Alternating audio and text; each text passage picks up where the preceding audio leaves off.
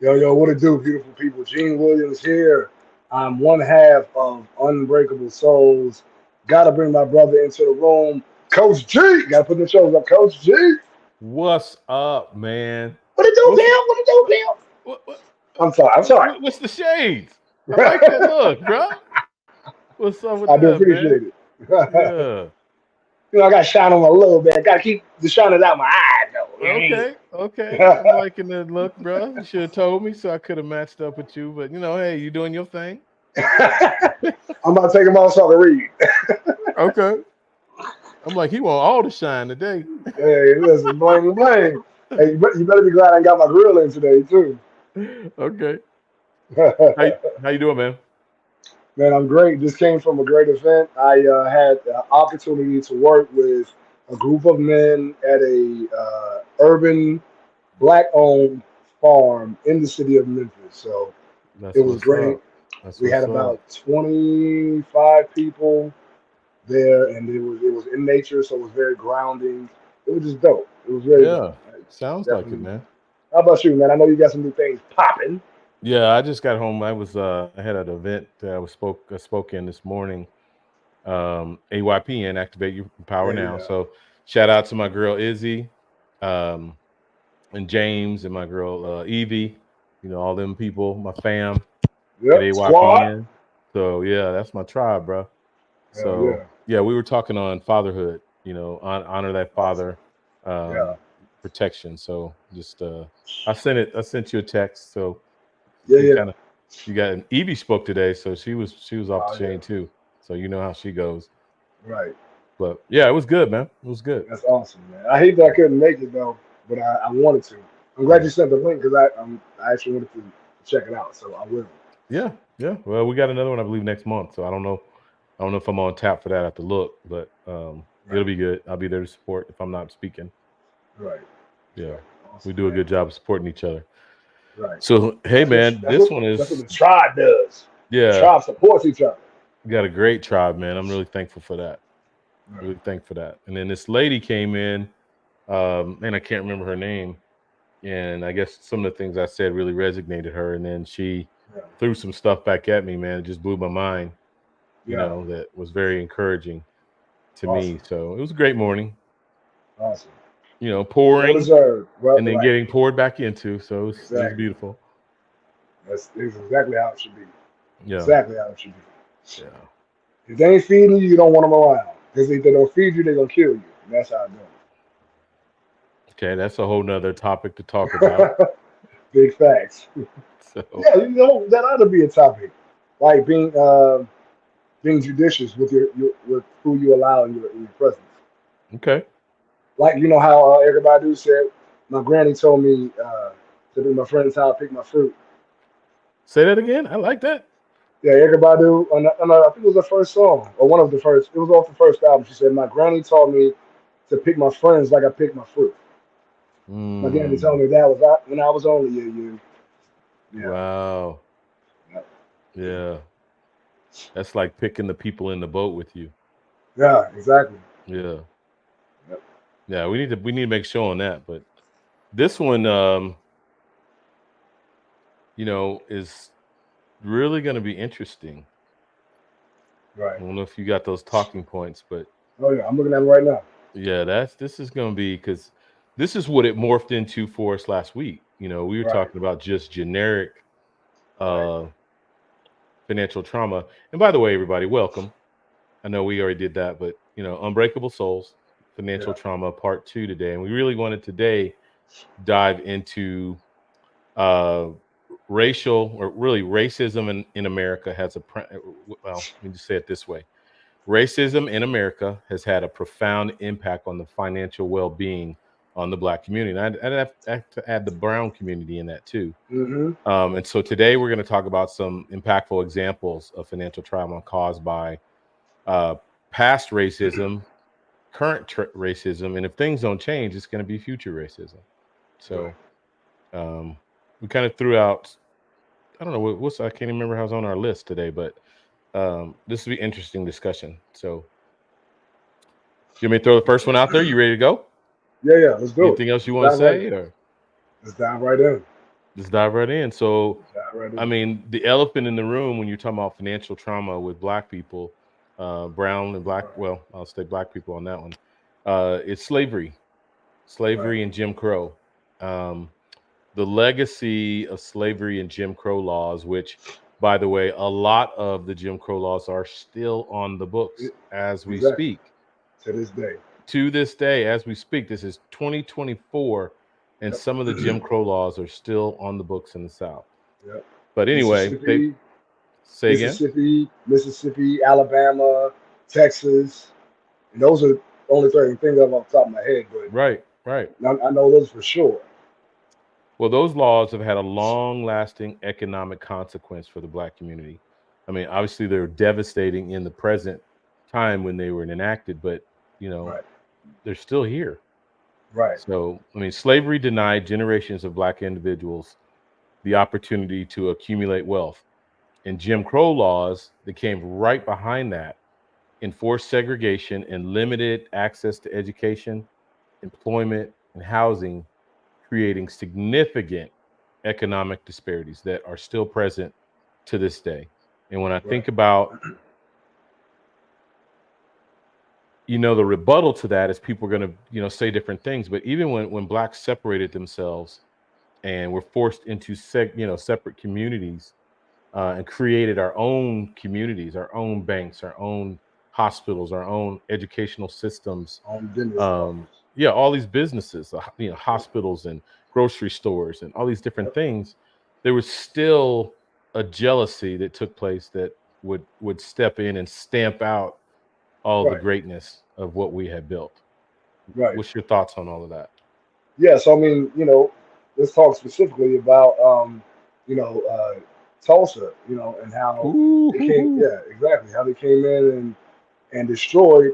I mean, it's a thriving. They did this not only, and I know they did it in North Carolina as well. They also did it in Florida. But we had our own communities. We had everything that we needed, and because they were jealous, they started a war with us over. They said later on, a black man looked at a white woman or something idiotic, and started a war and decimated Black Tulsa. They bombed it. The military came in and bombed it, and then they allowed the white people who did it to walk away, and the black Well, people who were involved were put in jail or were either dead. You know what I'm saying? So like this country is built off of that type of discrimination. When you see a people who are um, devalued in society as a whole, and then they start to build something, you take it away from them because if you the fear is that if we become powerful and we take away their ability to be powerful, and truthfully, if you understand the universe itself, we can all thrive. There's no reason for us to have a crabs in the barrel mentality where we're trying to pull someone else down because they're trying to rise up. But that's how it goes. Yeah, that just was really And quickly.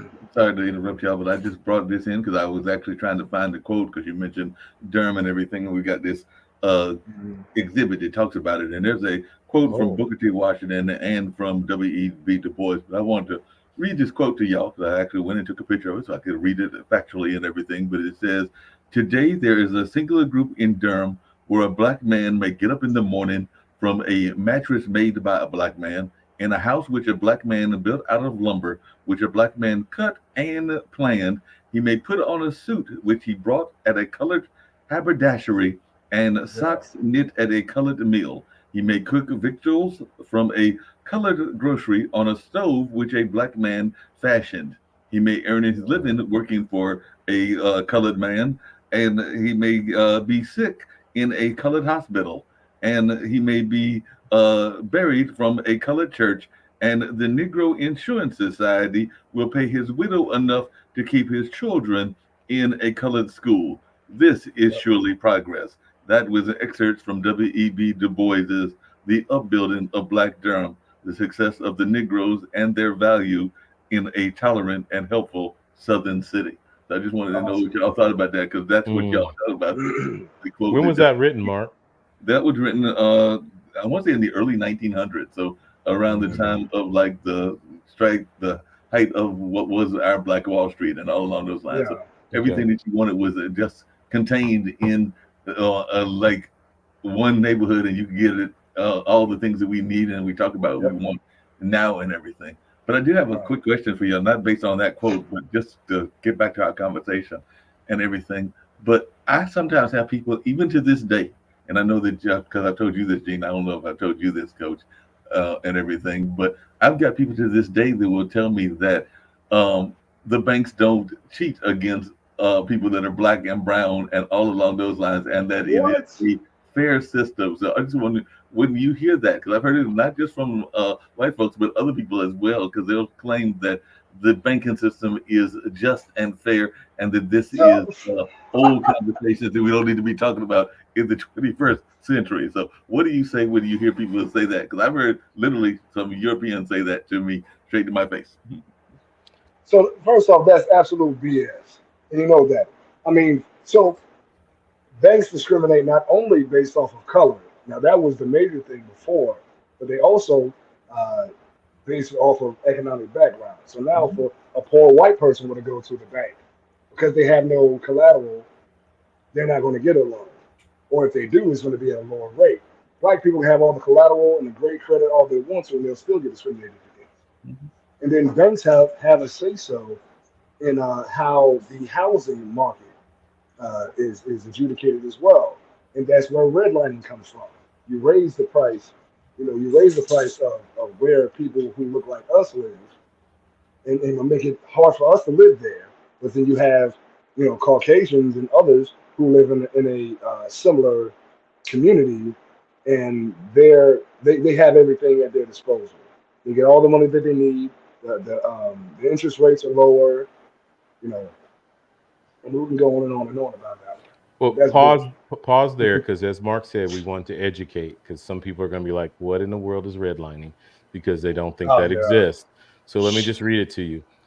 In the mid 20th century, and that's still prevalent today, redlining was a discriminatory practice where banks and lending institutions denied loans or offered unfavorable terms to individuals based on their race or the racial composition of their neighborhood, kind of what you just talked about. This Right. led to limited access to affordable housing and reduced Yep. wealth accumulation for minority communities. Yep. Yep. And it's A a real real life practice that. example of that is my father. You know, I just said I spoke this morning. I talked on a little bit of his story, us moving from St. Louis to Kansas City, and he Right. worked for a finance company that worked hand in hand with banks, various banks Mhm. across the country. Rose to a management position, an executive position. They entrusted him to move him to Kansas City from St. Louis to run an entire office for himself. Man. He noticed that there was some discriminatory practices going on with his staff, and what he noticed was redlining. He did Mhm. some research and found out that his own staff was redlining black individuals, black families, and he put a stop to it. When upper management above him found out about it, it was probably one of the staff members complained that Mhm. he put a stop to it. He was reprimanded severely, and he rebutted against that, was reprimanded again, and then finally fired from his management position. He sued the company. This is growing up as a child. Sued the Mhm. company, won a large lawsuit against them, but left the company and just went a different direction with his life. So you can't tell me it doesn't exist. Right. And that was 20, 30 plus years ago. But I'm a recruiter in a local college here. And when we had just a few months ago, when we had Black History Month, I challenged my campus president to do some research on Kansas City. And she wanted to Mhm. get some new information on our city. And I threw that at her. I said, you ever heard of redlining?" And she didn't really know what redlining was. So I kind of explained, as I just did, read the quote of what redlining was. And she still was like, "Was that happened still here in Kansas City?" And I said, "Oh my Yeah. God, yeah." So not only, I was like, just to give you a hint, do some research on the street called Troost Avenue here in Kansas City. Historic, is the dividing line. You have to remember, Kansas City was a sundown town. Mhm. Kansas City home of the Explain mighty that to them. Chiefs, two-time Super Bowl champions, was a sundown town. Which Okay, is a sundown town meaning the dividing line of the city, which was Troost Avenue and still is Troost Avenue, meaning that on one side, I think it was the west side, blacks had to be on the west side or the east side of Troost Avenue by sundown, or it could possibly mean your life. So I had her do a deep dive in that. The information that she brought back to me absolutely blew my mind because I thought, I'm like, man, you can feel the weight of racism and segregation and, Jim Crow type laws and redlining type things here in Kansas City, but I never really just took the time to dive into the statistics. She threw right. statistics at me and it just blew my mind. Yeah. Kansas City is number 9 in major cities in the country. Wow. With redlining or just Yes, wow. Wow. floored me, absolutely floored me. Yeah. And I was dating a girl that wouldn't believe. I mean, if the information slapped her in the face, she would have never believed it. But those were the statistics that were mounted up by the counties and Yeah. government of Kansas City. Yeah. Number 9 Yeah. in the country.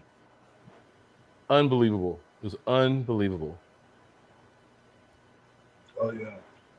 Yeah. I mean, and that's the deal. I think people think because it's not happening to them, it's not happening. Period. And Say that you again. Say that again because that's always the response right. from the other groups. Well, has Right. that happened to you? And Right. it doesn't have to specifically happen to me for it to be real. If it can happen to you or you, it can happen to me. Yeah. Right. I saw your Because mom oh, just put a comment up there and everything where she was literally just reading about redlining this redlining. morning, and after you shared that story, and it was even talking about the fact that it's ridiculous and all along those lines. But I had Yeah. two conversations that were very scary in a lot of ways, and it comes back to what we're talking about with this financial trauma and everything. Actually, it was, as y'all know, I get around by mass transit. And I was on a bus, and it was a sister earlier today that was talking about one of our campuses here. It's a, PWI, predominantly white institution, everything. And she was, I think, in the sociology department, and she was talking about how a lot of the sisters and brothers that were working in that department, and I'll go ahead and say it is North Carolina State because they had a big run in basketball, are disappearing. And it's like the administration doesn't care and isn't concerned about the fact that they are losing a significant portion. And even sometimes our allies are being lost. Because one of the things I did yesterday is I went to an African drumming performance and ran into Mhm. Tim Tyson, who is very much of a historian about everything from Emmett Till to a number of other things, including Boxcar Willie. And he was basically telling me Wow. that he's being drummed out of his job over on Duke's campus and everything. So sometimes there are people that are uh, kind of choking those that are the educators and those that have this Right. knowledge that should be encouraged versus being drummed out. Right. And they do that for a reason. It's like this intentional ignorance. You know how Hmm. they're in school taking out the talk about slavery. I mean, honestly, when I was going to school, they didn't talk about slavery in detail enough. They didn't talk about, our contributions to this country. If it were not for us who came here before the Europeans, did you hear that? We came here before the Europeans, and we helped build this uh, country up. Um, and then they brought people from outside of this country. So we have Hmm. to remember again. I'm saying that there were us here first, and then they also brought others of us from other places. So it goes way deeper. And with you have for instance, we talk about things like Jack Daniels. Hmm. This is a liquor company who actually stole their formula from a company called Uncle Neary's, which is Hmm. Yeah, actually yeah. maybe about an hour and a half away from me. They National story. Yeah, from a right, couple of months exactly, ago. Yeah. right. They stole their recipe and claimed it as their own. And Jack Daniels has been doing billions of dollars in sales every year. Uncle Nearest is just starting to get their feet, with money in that industry. But this is how it goes. Like, for instance, Thomas Edison had hundreds of black uh, scientists and engineers under him that was creating things, and because they're black, they couldn't get a patent. So Mm-hmm. he took their work and patented, and now it's his work. You see how that works? Because Mm-hmm. we're black, we created it. He didn't know how to do it, but because he's white, he can go to the patent office and get a patent. Right. And that's how we are treated in this country. We are treated as less than, but we bring everything to the table. We're the ones who created the math, the science, the government, you know what I mean, the religions, everything that you do. We created it. There was a blackface on it first. So, I mean, we created the GPS, and people forget that, but we literally created the GPS. The GPS was yes. created by Yep. a person of African American descent Yeah. and all along those lines. And every time that you are driving, or even if you're on a bus and you're stopped at a stoplight, that was, Stoplight. yeah. Exactly. So Garrett A. these Morgan. were things that were used on a regular basis. I understand that even some of the common items that are used, like the ironing board and some other things along those lines, Exactly. were also The, created by. the refrigerator, Yeah, Mm-hmm. the refrigeration system, the yeah, microwave, yeah. the freezer, all of that stuff. We created it. All of it. I mean, music, the Well, guitar, the banjo. I mean, it can go on and on. This and is I do want to No, say, oh, what's mom saying before I say this? She said she heard Billy Graham talk this week about a black man walking beside Jesus, and he also said Jesus is not white. So he's apparently, the not. believing evangelist is saying what we've always known along history and everything, but apparently Wow. they're letting it be known this time around. Billy Graham So said that? Wow. yeah, and it's That's good. Good. impressive. Yeah, I'm glad to hear he's speaking some truth. I mean, But the fact be- that good. before we, yeah, 'cause I want you to hold your thought. I Yeah, just want to say this because it's almost a disclaimer, and I feel like we almost have to say this, and it's ridiculous that we yeah, have to say this because it feels like anytime that you want to express or highlight or exemplify Black excellence, then there's always a pullback of why, or there's an attack on whiteness or something right, else. And there's nothing wrong with Black people just saying we want our knowledge, we want our history, we want our contribution to be made known. There's right, nothing wrong with Black people wanting to celebrate the greatness of what we've come from, the stock that we've come from. um, right. so I don't know if I had to say that, but I'm not necessarily apologizing because we're unapologetically No, saying the things that we're saying. But right, there is no attack. That's not what this is about. This is about right, highlighting facts, right. things that are real that have happened in this country, and that are And see, still happening in this country. what disgusts me about that response from European counterparts or whatever is that you have a system that will lie about your contribution as a people, will say that you created something that you know very well you didn't, and will take the people who created it and push them down and wipe out their history. They do it all the time.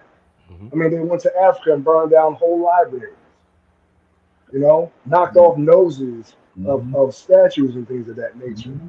But you're mad because I realize now that we're the creators of this, and I want to be like, hey, we created that. So it makes you bad. It makes you look bad because I'm saying, oh, I created that and I have value. When this society creates a narrative where we have no value and Right. they take our lives like it's nothing, Right. But speaking and of you're that, no mad, value, and yeah, even coming back to the fiscal side of this and everything, I hate to say it, but this is the year 2024. We're going to come into 2025, and I know that both of you gentlemen know, just like I know some gentlemen as well, that have literally gone to banks for loans and been turned down by the loans, but they had a white associate. Sometimes it wasn't even a partner. Sometimes it was somebody that was employed by them, and they sent that person in to get the loan, and that person got the loan. And sometimes right, there is this notion of having to, I do use this expression, but I'm just going to use it because it fits the narrative of what we're talking about. Sometimes people have to fake the funk because they got to like pretend that the yeah, person is the boss, even though he's not really the boss, in order to get the loan, because the banks still have a messed up mentality in some yeah, cases of who they want to loan to. And that can be some serious financial trauma and everything. Imagine that you are the boss of a company. You've had this company for, let's say, 10, 15, 20 years, and you're trying to go to another loan. You go there to the bank turns you down, and then you got to go and find your white janitor and send him into the place to get the loan. Tell me that's not some Right. problem. Yeah. His ass backwards. Some Yeah. shit Yeah. like that.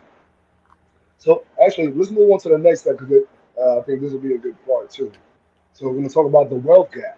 The Mhm. wealth gap between black and white households remains substantial. Historical disadvantages, including discriminatory policies and practices, have hindered the ability of black families to build intergenerational wealth. This contributes to lower home ownership, limited access to capital for entrepreneurship, and a lack of financial resources to weather economic hardships.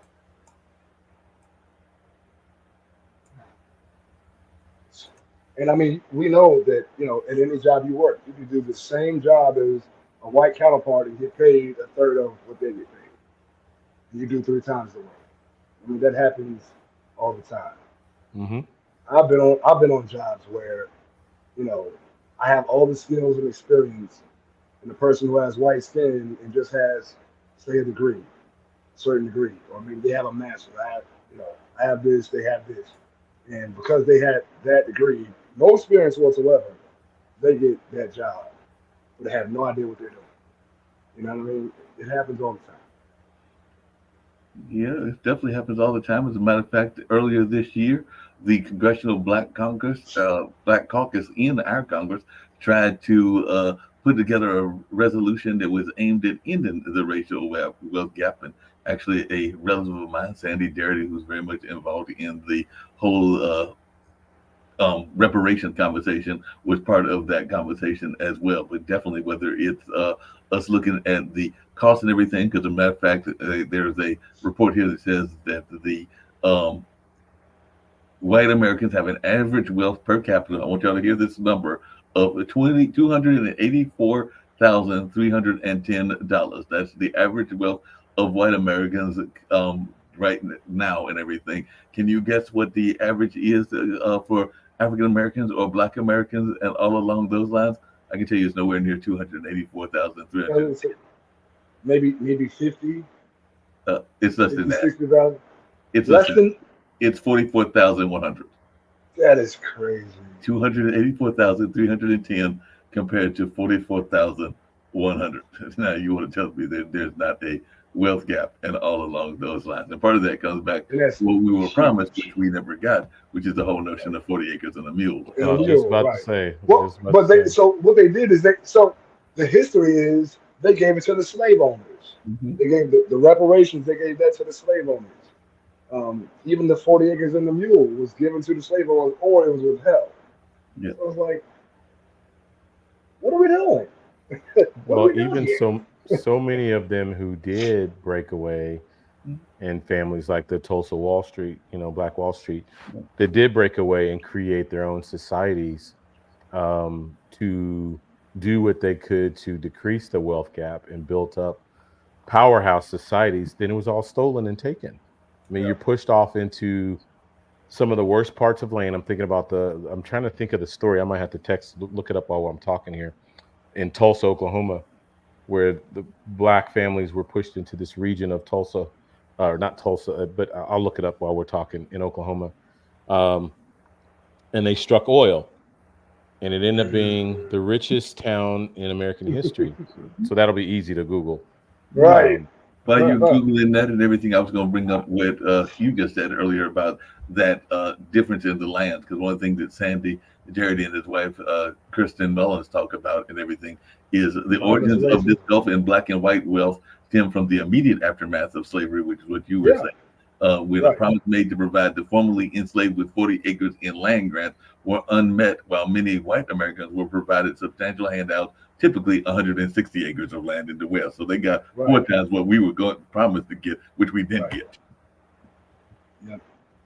Yep. And like I said, a lot of the money that was supposed to be given to the former slaves or former enslaved was given to the slave owners to basically compensate them for the loss of a worker. You know what I'm saying? That's how they do it. That's how they did it. Like, wow. Oh, it's the whole America is fair for who? It's fair for who? It's not fair for us at all. And that's the goal. Um, dang, there was something I wanted to say. So this is talking about a law in Oklahoma. Oklahoma passed a law that allowed white settlers to seize control of the land by appointing white guardians Hmm. to children whose land had struck gold. Why were they? Why were the white guardians needed for the children whose land had struck gold? Because they murdered their parents.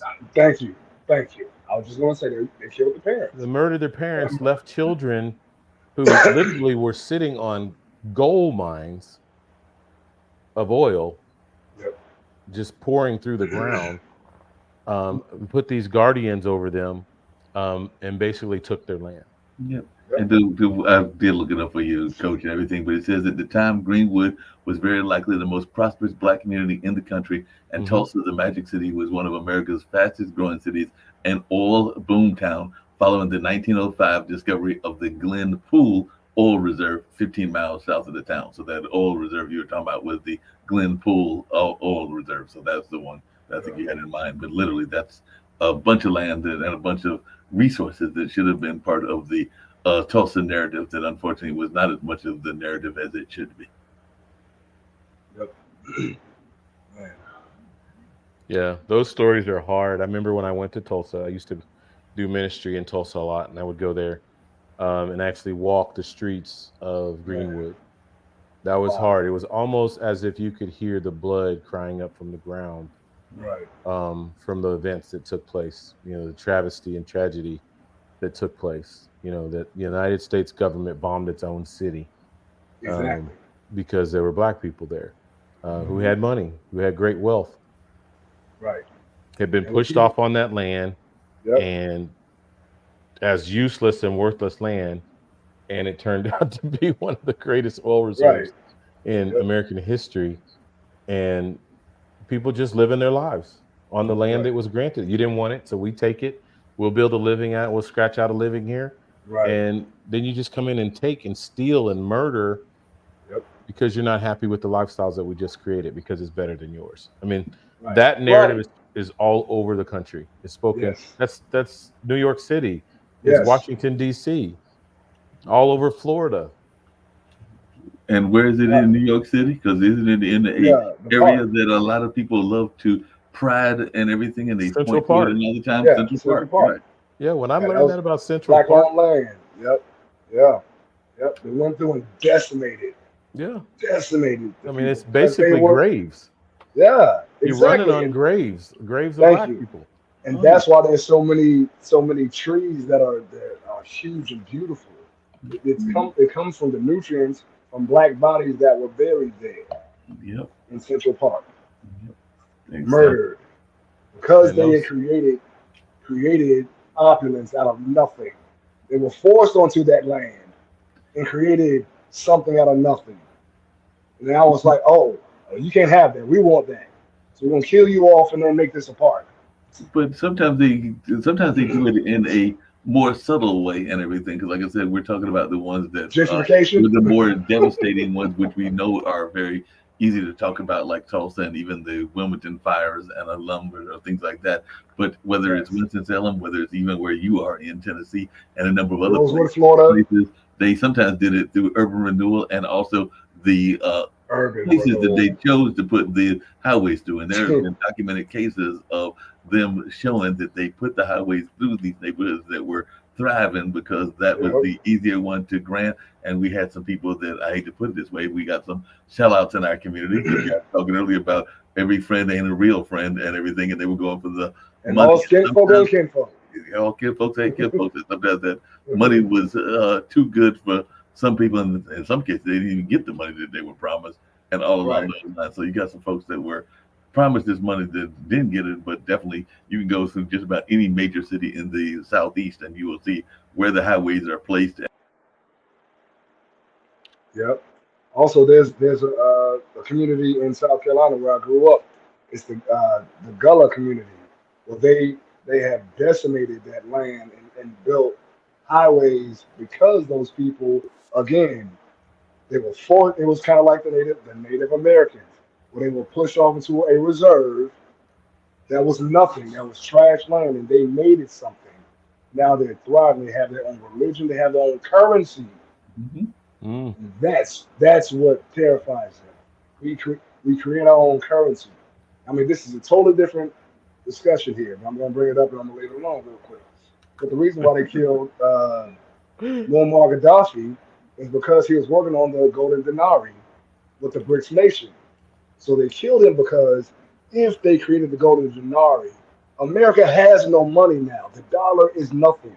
It's a promissory note because America is broke. It has This been broke since the ni- 60s. 1971 is when Nixon pulled the United States off the gold standard. And for those Right. who don't know what we're talking about, money has to be backed by something. Otherwise, it's just a Exactly. piece of paper. It's just a piece So of the paper. American dollar that Gene is talking about is not worth anything. It's not backed by gold. We've been off the gold, money backed gold system since 1971 with Richard Nixon as president. Yep. That's Yep. unbelievable. And I bet most 9 out of 10 Americans don't even know that. Don't know that. Yeah. Not exact, but you got a lot of people that don't know because they highlight this one country that they try to make as the evil bad guys and all along those lines. And I'm not saying that there wasn't some corruption in Venezuela, but I also saw what the Oh Venezuelan yeah. leaders did with Detroit and a number of other things. So that was done Yeah. intentionally. They were trying to actually enhance some of our societies, and that's part of the reason that they were painted as bad guys and all along those lines. I'm not saying that there's not some corruption in Venezuela and other Latin American countries, but it was done, as you were just saying, Gene, there was some intentionality to the reasons that they were broken down. Because you can just look at what, I forget which leader it was, but I think it might have been Hugo Chavez or one of them was trying to Yeah. go into Detroit and other places and to support our institutions. Right. Right. Because when the car industry left Detroit, Detroit was decimated. Right. I mean, absolutely decimated. They had nothing. And so also, if you go with Chavez, and we're going to talk about him, like he also had free education, Mhm. free health care. He had a whole program to teach the people in his country how to read who did not know how to read. And I mean, again, yes, there was some dirty things going on behind the books, but I mean, you have these programs that help Bro, the what majority of the people. that's is that not the pot calling the kettle black? The United States Exactly. has no moral high ground, or there's At no all. country in Europe that has any moral high ground to Right. talk about corruption. Right. Exactly. But that's that what is it? The bait and switch. Well, it's a total beta switch, and like you said, they got no moral grounds. It's like when people try to tell me that there are, and I know it's a slightly different topic, that there are no political prisoners in the United States, and I'm going like, have you seen Leonard Peltier? Have you seen the guy from Move? Have you seen a Uh, number of others that I can point to, uh, including some Mumia that? Abu Jamal. Yep, that's the one I'm thinking about from Move. Yeah. Right. Yeah. Mumia Abu Jamal. Yeah. How long has he been in jail? 40 years, It's been some of them ridiculous. It's been something like like about that. 40 years. Brother Peltier, same thing. Hmm. Yeah. Man. Anyway, I back know. to the subject at hand. This is a hard topic Man. for me, this whole thing, because all it does is make me angry. Yeah. Right. And I think we've got to get past being angry and do deeper dives and On the educate solution. ourselves and then educate our people and then come up with solutions. Solution. Exactly. So, I mean, I think it starts with educating yourself, Right. educating your people, because we got to wake up. Right. We as a Right. people, I mean, that crabs in a bucket mentality didn't start with us that you Right. mentioned at the beginning of the show. Right. Right. It didn't start with us, but we've Right. adopted it now Exactly. as a people. Yeah. Yeah. We see a brother rise out of the ghetto. The first thing we're doing is trying to pull him back down. Right. Right. He's dirty. He's a sellout. Yeah, that didn't originate with us. Right. No, it Well, I didn't mean, originate with us, but not that. But how many times do we see? And you kind of alluded to it earlier with what was going on in Kansas City, but it's also happened in Durham and a number of other cities as well. How many times do you hear people that are knowing that there are black institutions and black financial institutions, including insurance ones, and the first thing that they'll do is tell you that they will not support them. So sometimes I'm not saying that we got to support them if they're not doing right by their by us and everything, but we do need to kind of like those that are doing well. We need to find ways to support those institutions, and there are some institutions that are doing quite well in the area, but they're not getting the love and support that they need to get because we're too busy running to the big players, whether that's Chase or Bank Right. of America or a number of other ones. But we've got some Right. institutions in our own space, including some fiscal institutions that we need to be Yep. supporting. Yep. This is true. Yeah. And the crazy thing is, in every community, aside from ours, the dollar circulates several times before I it saw that. leaves their community. I saw Mm-hmm. that stat. Us, we get money and spend it immediately somewhere else. Yeah. We Mm-hmm. rarely spend money in our communities, and that is devastating to us as a people. Because again, you got to think the Jewish community is the whole basis of the music industry and the film industry. Those are multi-billion-dollar industries that are controlled primarily by the Jewish community, and that's because they feed each other. They give each other Right. contracts. You know what I mean? They do business with each other constantly. They make sure that dollar circulates. We'd rather go to the white man on the corner. Hey, man, can you do? You know what I mean? As opposed to, hey, brother, let's work on this together. Let's build this. So, and that's I think that's a big step. If we can reverse that and make our dollar circulate more within our communities, we can do so much better. Well, Yeah, and while you're saying that, let me throw some of these out. Some of the largest black-owned banks in the U.S. mm-hmm, Liberty Okay, Bank and let me write it Trust. down. Yeah, Liberty Bank and Trust mm-hmm, in New Orleans. mm-hmm, One United Bank in Mhm. Boston. mm-hmm, Carver Federal Savings Bank in New York, New York. mm-hmm, Industrial Bank in Washington, D.C. Love it. Citizens Trust Bank. Mhm. Broadway Federal Bank. mm-hmm, City First Bank. mm-hmm. Yep. And the Harbor Bank. Yep. Another one too. And what's funny is when I try to do a deeper dive on those banks, the error that I get? What? Page not found. Uh-huh. Oh, That's wow. exactly. When you want to look up more results, page not Right. found. Right. Yeah. But Well, we as Uh, got, of May 2024, One United Bank is the largest black owned bank, FDIC insured bank in the United States, worth around $625 million in assets. Offices in California, Florida, and Massachusetts. wow. we've also got to do better in terms of what we're doing as consumers as well. Because I was just reading something. I think it was in the University of Georgia earlier, and they were talking about. I think we're going to go into like the $1 trillion range. I think they're saying that later this year we'll be at $1.8 trillion. That is the African American purchase power, and all along those lines. But unfortunately, and I know that most of you gentlemen will agree with this, we don't always spend it on things that we need to be spending it on because a lot of the Right. things that we're spending it on are You things that flashy. are harmful to us and all along those lines because they were talking about some of the things that we are spending on and some of it is things that we've dealt with on this show as well as other shows because apparently we're spending a whole lot of money on salty foods and things along those lines. So there's a number of things that we are spending that are costly in terms of our health because I know we often Right. have talked about health on this show as well because they were talking about some of the things that we are buying in terms of our food costs and some of the things that we are buying in Right. terms of those things that are harmful to us in that sense. So we've got so they said here's what I was looking for: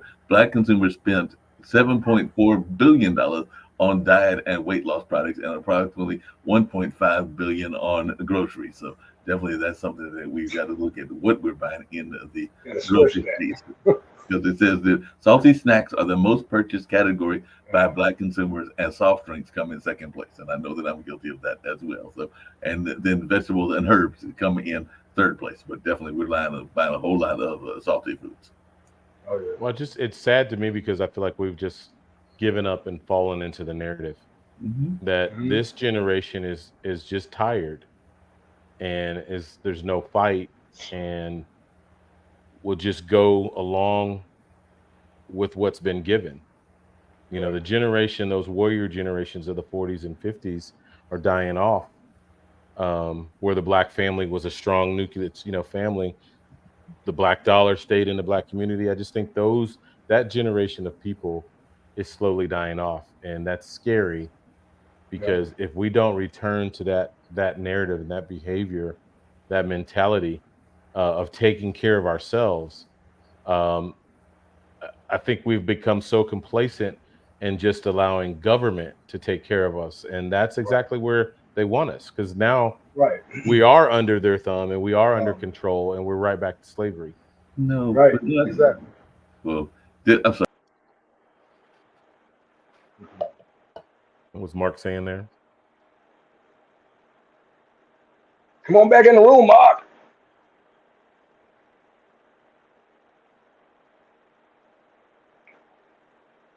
Go ahead. Oh, well, here he comes. You're What on were you mute. saying? Can hear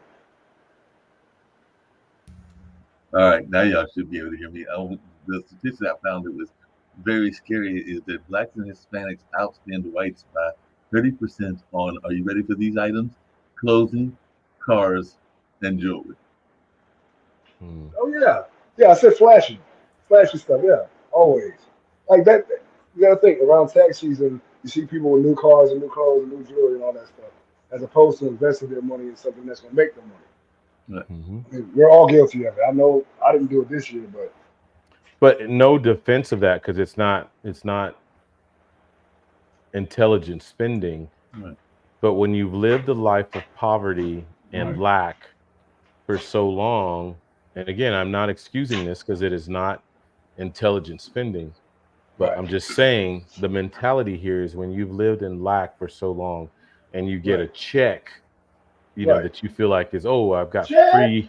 free money, and it's not Right. free money, but we've got a Yes. check to spend. We spend it on frivolous things because you've gone so long not being able to buy. You've been the window shopper, you Right. know, that sees things and wants things, but you can't buy them. And now all of a Right. sudden you've got a stimulus check or you've got a tax Tax return check return.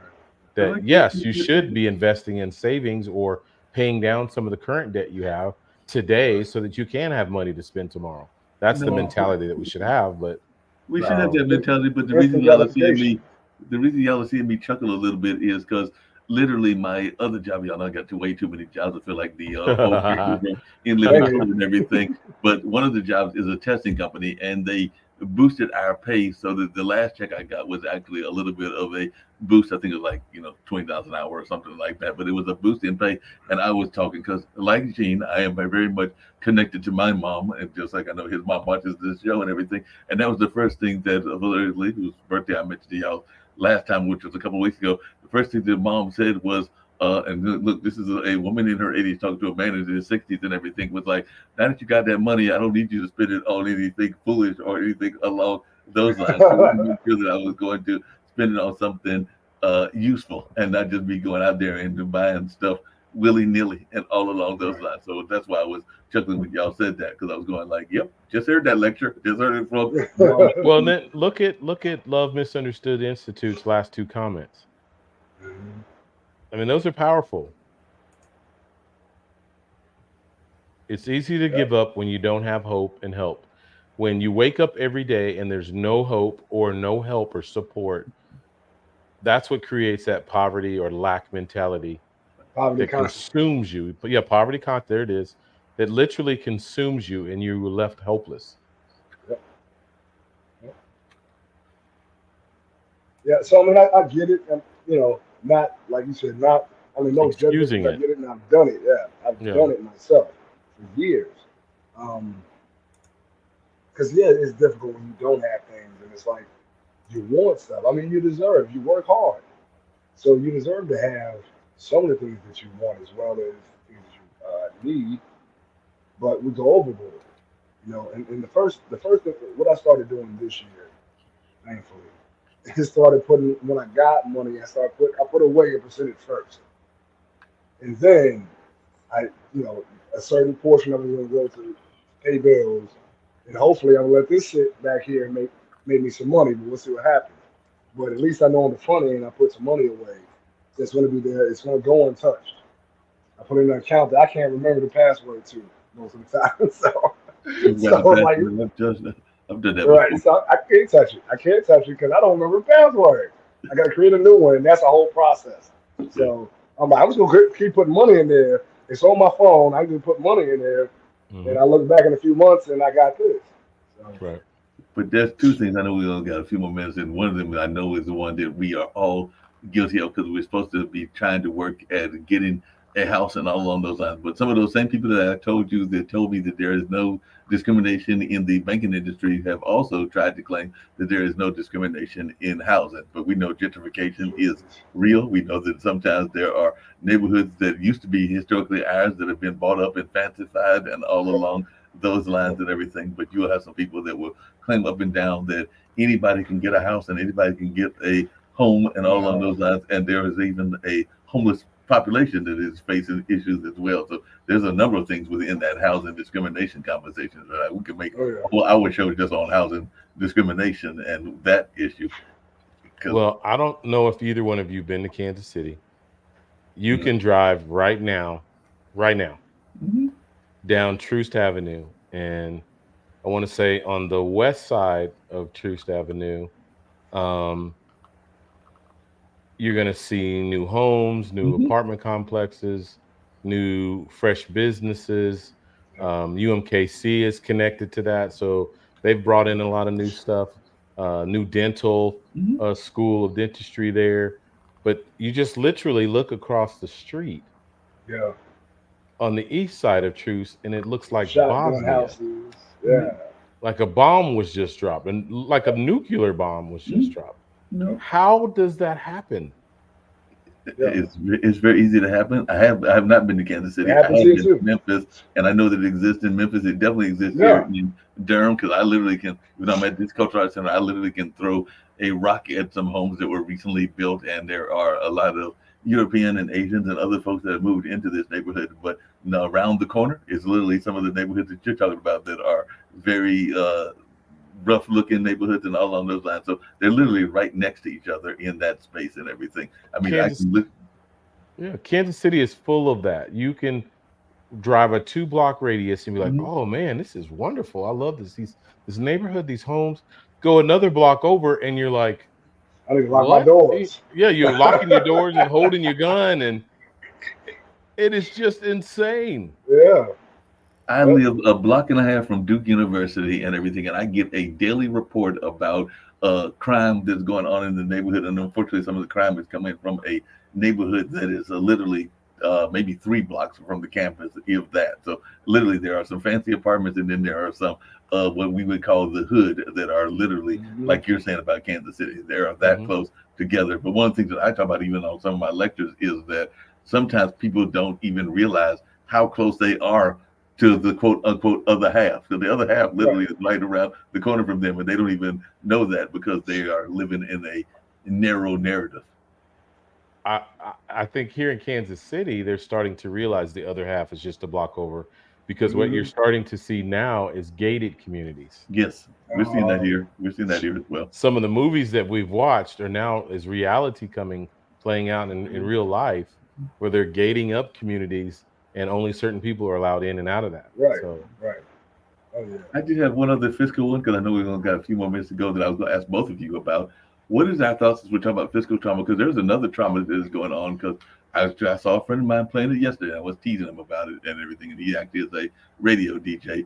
But you got these folks that are trying to get the quick money because you got that lovely phone, that same phone that I used to take that picture earlier, and they're always getting these little gimmick things like the one with Got the King and a number of other things where you supposedly can win this instant money, but all things that Hmm. Mark be on One point of and then just probably pushing a right, button, doing right, research and right. pushing himself right out of the conversation.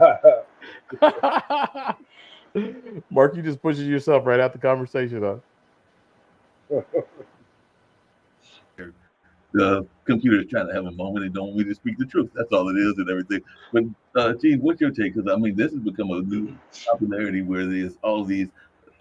I call them the phone quick gimmicks that are out there and the apps that are swinging up and down that you can win instant money, and all you got to do is play the game, and it'll put the money in your PayPal and whatever else. So it's like these instant money schemes that are the other hustle that creates financial trauma, because then you got people going like, oh, I can make this quick money. It's like the lottery, but now Right. it's off of your phone. Right. It's the itch. They got. It's like it's a distraction because I mean, can you? How much time do you have to spend on this game to make money enough to live?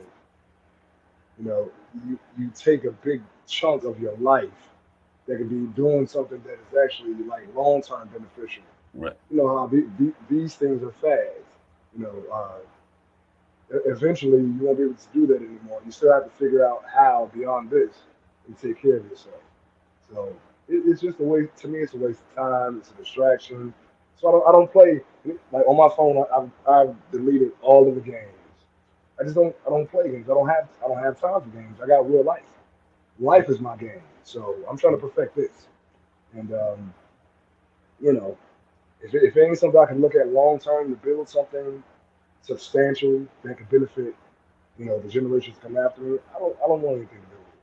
I just don't. That makes sense. What's your take on it, Coach G? Because, like I said, you got people, and you're right, Gene. Some people will be playing those games for uh, days, if not hours on end, and everything, and they're thinking that they're gonna win that instant money and all on those lines. Because we do have an instant society. Mhm. I don't know. I think the answer is Love Misunderstood Institute just said, earlier, poverty and lack have consumed the minds of the hopeless. Mhm. Yep. Poverty and lack have consumed the mind of the hopeless, and that people are so desperate in today's times that they will jump on any and everything. And Right. that falls right into predatory lending, because Yes. these So, groups that do these little game things that you're talking about are um, preying on, you might as well say, the weak or the less fortunate, because they know there's the desperation there. right. And Love Some of these Misunderstood car was known. loans and payday loans and all that kind of stuff, predatory Yeah. lending is just preying on what people don't have. And hey, you have a car, so we can give you this loan, and the Right. loan is 500%. Right. She also You brought up paying another good point, which is that you're four, given 5 times. access to your financial accounts, and that's falling into another trap because you're given access to the accounts, and then they can do whatever they want to with the account. I was actually earlier today on one of those buses, and the bus driver brought up a scary point, which is the nature of satellites and how the satellites rule things. Because he was telling me that a lot of people get excited by these EV cars. Those EV cars can be stopped literally on the dime. Because he told me that a police officer told him that. So a police officer told him that with the satellite power, if they're chasing you, all they gotta do is get your license plate, and the car will be stopped within the 3 miles. Imagine that you're going down the road and you did something wrong, and they can send a notice, and the next thing you know, is the car will come on and be like, "You must find a stop in 3 miles." Yeah. Wow. Yeah. That's a whole nother. This technology and AI and all that stuff. That's a whole nother conversation that can last forever. Well, it's just pushing. All these things are pushing. I'll say it this way: all these things are creating a greater people better wake up. Hmm. People, especially in this country, better wake up. Couple reasons there, because I feel like what's happening now is the middle class is being smushed out, and I think America is at its optimum best when there's a big middle class. Exactly. But now the middle class has been squeezed out, and there's an increase in the lower level and an increase. So now you're going to have the haves and the have-nots, just like we see in our movies, Right. um, that are out there now. But Coach Um, G, in that same space, and we can go a few minutes over and everything, but in that same space and along those same lines, think about the rent, and even come back to the other talking point you had around housing discrimination. I was always told that you never wanted to spend, I think it was 25% on your rent or anything along those lines. But you got some people now that are literally spending probably 50 or in some cases 60% of their Their income income. on their rent. So they're already in a financial trauma at Yeah. that point. Because Yeah. imagine that if you are making, let's say, $3,000 or $4,000 a month, and your rent is 1,500 to 2,000, that's about half of your rent. It's not Right. 25%. So you already are at a disadvantage That's within the financial standpoint because you have sent half of your money for that month into the coffers of the landlords. And then sometimes it's not Hmm. even the immediate landlords, because there are a lot of these apartment complexes and others that are absentee landlords. So who knows where the heck you're sending the money to? You might be living in Kansas, and you might be sending the money to California, because the landlord Right. might actually be in California, and you don't even have a way to directly reach them. Right. This is true. Yeah. This is true. But I guess what maybe we need to have another discussion and maybe a later date. We've got to start talking about the narrative of how do we fix all this? How do we change all this? What are steps that we can take to um, regain generational wealth? Um, I'm entering a space of life insurance again. Newsome Financial Solutions, NFS, and I know life insurance is a big way to recover the wealth gap in one generation. Right. So we'll definitely have some talks, people. Our audience needs to hear some solutions. So I'm Right. sure you hear our frustration today, because if you're a black or brown person, it's frustrating. The And the like you, narratives, all the narratives are set up against you. The media is set up against you. All the things, all these different things, and it becomes depressing. It's a weight that you carry every single day. But we are who we are, and too much is given, as the word would say. Much is required, and Right. we have been given as a race many talents and gifts and creativity and strength and courage and bravery. And we just got to remember who we are and get up, Right. get woke, and get back to what we used to do. Get yep, active. Hmm. because it was a life insurance company that literally created or helped create the Black Wall Street here and everything. So you can look them Right. up. And North Carolina Mutual Life Insurance Company was founded in 1898. As a matter of fact, that was one of the catalyst for the Black Wall Street and all along those lines. So it's been a company that's been around and has some great history and all along those lines. So definitely that's something you've got to support, is kind of this companies like you were saying earlier that are around. Unfortunately, North Carolina Mutual Life Insurance Company went defunct in during the pandemic. So unfortunately, it's no longer there, but there are still some offshoots of it that are continuing, and some other insurance companies that are out there as well. Because like you said, you're doing that stuff in the insurance space, and there are others that are doing stuff in the insurance space. Right. So insurance is very important, and it's something we need to be considering, just like we need to be considering something else we can get to, which is generational wealth, because that's something I'm big on, with this notion, because I know that my cousin is now the third generation, because it was grandma and granddad's land that got passed to my mom's generation, and after one of the aunts passed, then it is now in my cousin John's space, and he's actually doing some renovations on the pond on his section. So he might even be getting some fish and other things going on to bring some revenue to himself and all along those lines. So he's working on that. So that's something we got to do. Also, to think about keeping the land in our space, because too often Yes. during our time we lost a lot of Right. land, and we Hmm. were swindled out of some land as well. Yep. Yep. Yeah, Agreed. I'll take the latter there. Not necessarily lost some land, but swindled out of the land. Swindled, right? Right. Yeah. Yeah. It's just the way this society works, man. And like you said, it's you have to find multiple ways to create generational wealth, not just Hmm. one. The saying is, don't put all your eggs in one basket. You know, um, jobs are I think cool. we got panel Yeah. discussion coming up, and I know financial trauma will be one of those. I got a good friend of mine who's one of the actors with me in my stage play, that is well versed in that I'll bring on as a guest for our panel and let him talk about how insurance can be, help recover that wealth gap in families in a generation. So Yeah. Awesome. That's gonna be Well, a great let's see. discussion. Kind of, I was seeing I had an economic one, but I do have one about one of my local tech schools that is trying to educate people. It's got a brother and sister in that, so we'll go out with that and a couple of other things as well. Since there's definitely, we got to do education in order to get folks engaged. So is that all right? right, We right, will right. bring this one on to close us out. It's not a typical one, but since it's laying there and it's talking about economics and it's one of our tech schools, I'll go out with that one if that's okay with you fellas and everything, and we'll get ready to get on out of here and all along those lines. Well, another powerful discussion, and I look forward to hearing that panel discussion. But yeah, it was another rock and roll one, despite the fact that the computer was trying to like cause trouble with my life and everything. But that's all right. I still got my point. Hey, it's been your boy, Coach G, and Gene Williams. And the producer Mark was giving some insight as well. We're going to get on out of here and all along those lines. So lay it out. This is gonna be great. You're gonna like it here. You're gonna love it here. You're gonna work hard here. You're gonna meet new people and learn new things. Great things. And do stuff you never thought you'd do. Let me lay it all out for you. Auto shop, Solar panels. computer lab, Biomed lab. language lab, dental lab. Phlebotomy.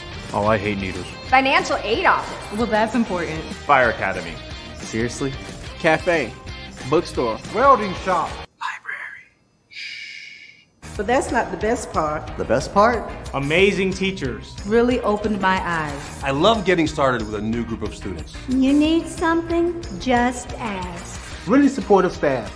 This guy's hilarious. Super smart people in my classes. I learned as much from them as they do from me. Boom, it just comes alive right here in the classroom. So many groups to join. Debate club. The final draft. Gamers of Durham, baby. Practical Nursing Club. Business Leadership Initiative. Phi Beta Lambda. Environmental Science Club. Amigos Unidos. Spectrum. Women's leadership club. Soccer Club. كلابك استودنتية عالمية. I found my home here. This was the right choice for me. We want students to be their best. You're gonna push yourself. The people around you. They make you better. I didn't know I could do that. But I did it. To see what they're able to accomplish? Wow. I had no idea what I was going to do. The people here will help you figure it out. It's so welcoming. Open arms. They all said, There was just one thing. I had to do. Do great things. hacer grandes cosas. Do great things. Let's do this.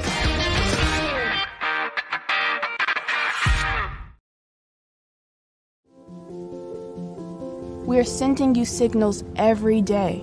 We are sending you signals every day. We're sending you signals every day. We're sending you signals every day. I'll be feeling sad, but you're too busy to notice. We are sending you signals every day. I'll tell you that I'm feeling afraid, but you'll just tell me everything is okay. I'll get real angry about something, but you'll take it personally. We are sending you signals every day. My grades will drop, and you'll yell at me for not trying. I stopped caring about how I look. And you didn't even notice. We are sending you signals every day. I don't see my friends anymore. And you think it's good that I'm always home. We are sending you signals every day. I'll tell you I wish I could go to sleep and never wake up. And you tell me to stop staying up so late. We are sending you signals every day. I need you to look. I need you to listen. And ask me if you can help.